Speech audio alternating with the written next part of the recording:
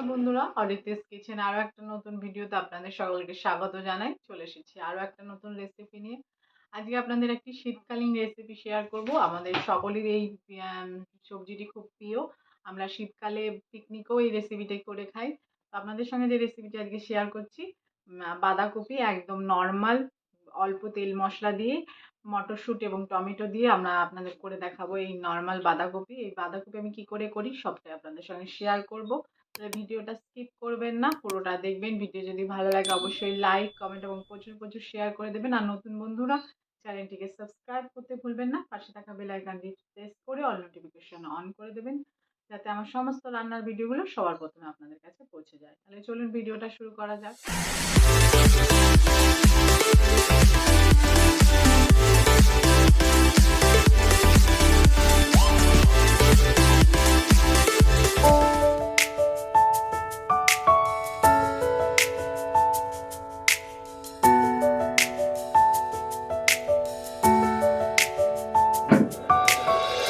বাঁধাকপি করতে আমি এখানে কড়াই বসিয়ে দিয়েছি।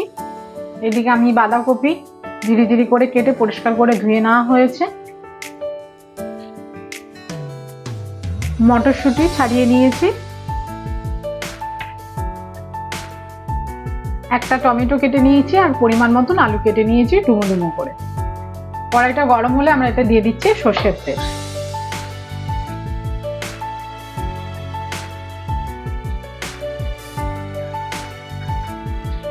তার মধ্যে দিয়ে দিচ্ছি গোটা তেজপাতা, তারপরে দিয়ে দিচ্ছি দুটো শুকনো লঙ্কা আর গোটা জিরে ফোড়ন। আর ভালো করে ফোড়নটাকে ভেজে নিতে হবে।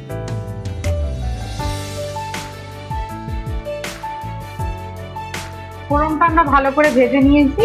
এবার ডুমো ডুমো করে কেটে রাখা আলুগুলো আমরা ফোড়নের উপরে দিয়ে দিই। এবার আলুটাকে লাল লাল করে ভেজে নিতে হবে।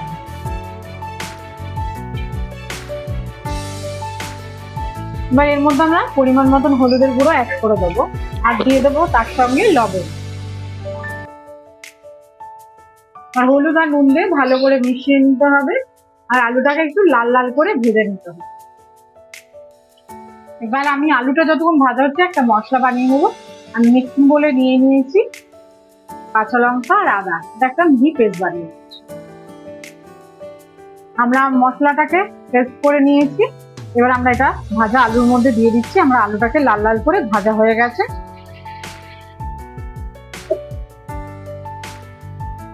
তার সঙ্গে দিয়ে দিচ্ছি কেটে রাখা টমেটো, দিয়ে দিচ্ছি মটরশুঁটি,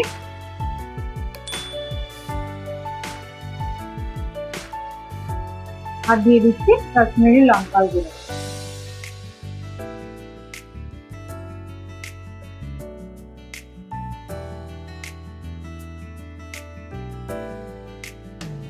সবকিছু ভালো করে কষিয়ে নিতে হবে। আর এর মধ্যে আমি একটু মশলা ধোয়া জল অ্যাড করে দেবো।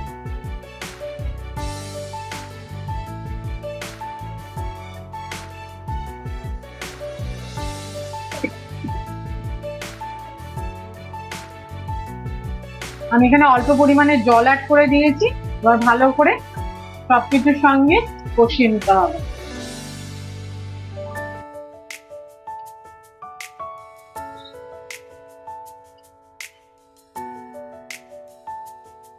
সমস্ত মশলাপাতি দিয়ে আলুটাকে ভালো করে কষিয়ে নেওয়া হয়েছে।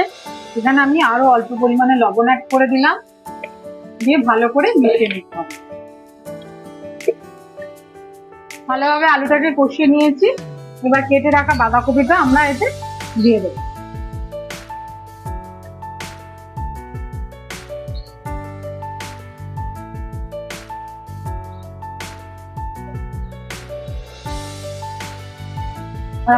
সমস্ত মশলাপাতির সঙ্গে ভালো করে বাঁধাকপিটাকে মিশিয়ে নিতে হবে।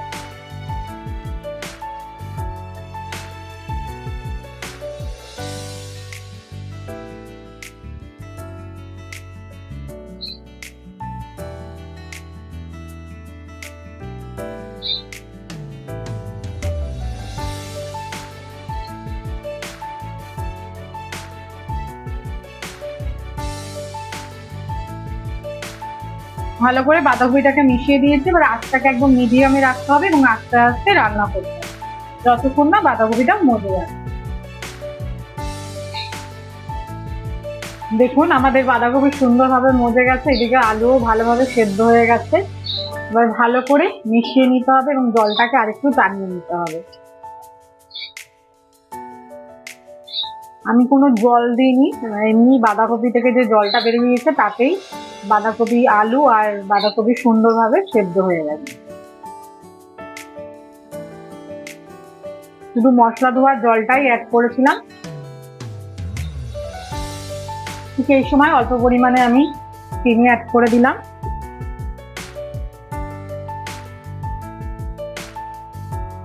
আমার বাঁধাকপি হয়ে গেছে। এবার উপর দিয়ে আমি গরম মশলা ছড়িয়ে দেবো। ভালো করে মিশিয়ে নিয়েই নামিয়ে ফেলি।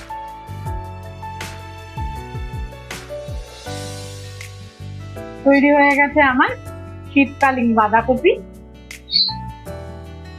এই বাঁধাকপি দিয়ে সকালবেলা রুটি, পরোটা খেতে খুবই ভালো লাগে। আমরা ছোটবেলায় পিকনিকেও এই বাঁধাকপি করে খেতাম। গরম মশলা দিয়ে ভালো করে মিশিয়ে নিয়েছি। তৈরি হয়ে গেছে আমাদের বাঁধাকপি।